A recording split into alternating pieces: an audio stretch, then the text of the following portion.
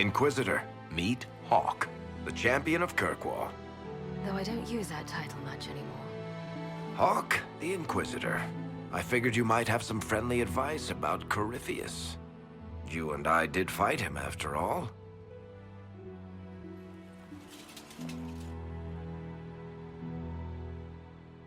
You've already dropped half a mountain on the bastard. I'm sure anything I can tell you pales in comparison.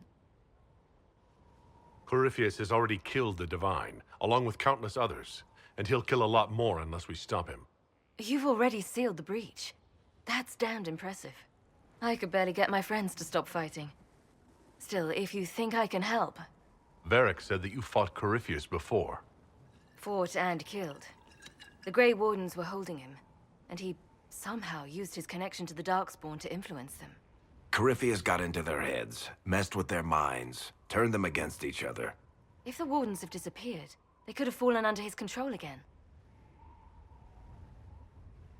So Corypheus has the Venatori, the Red Templars, and now possibly the Wardens as well? Wonderful. I didn't come this far just to give you bad news. I've got a friend in the Wardens. He was investigating something unrelated for me. His name is Alistair. The last time we spoke, he was worried about corruption in the Warden ranks. Since then, nothing.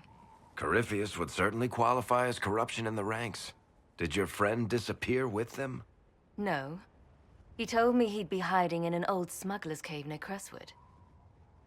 If you didn't know about Corypheus, what were you doing with the Wardens?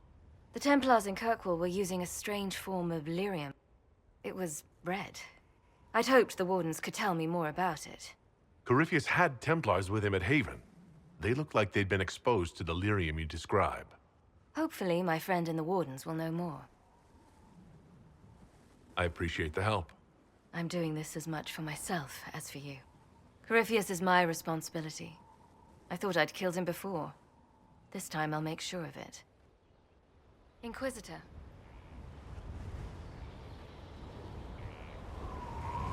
You said you thought you killed Corypheus? The Grey Wardens had him imprisoned. They used my father's blood in a ritual to seal Corypheus inside. But he could still reach out and influence the Warden's thoughts. He sent them after me.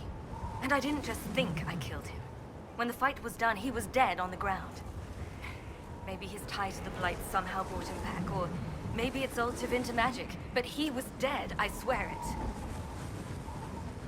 Where did you go after the mages rebelled?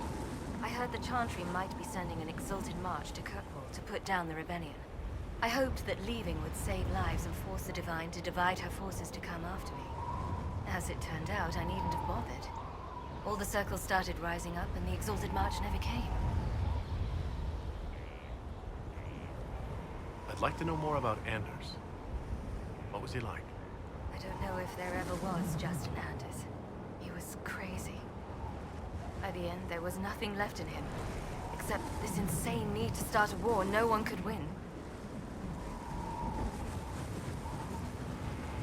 I heard you had family and friends in Kirkwall. Where are they now? My brother's a Grey Warden. I had my friend Aveline take him as far from Orlais as possible. When all the Wardens started acting strangely, I had to keep my family safe. Fenris would have killed himself to protect me. I didn't want to give him that chance. I assume Varric's been feeding you information about the Inquisition? What did he say about me? Only good things, I promise. I was a little surprised, actually. Varric isn't one for religion in general, but he thinks highly of the Inquisition. I think the exact phrase was, has a good shot at fixing Blondie's mess. We'll talk later. I'll meet you at Crestwood.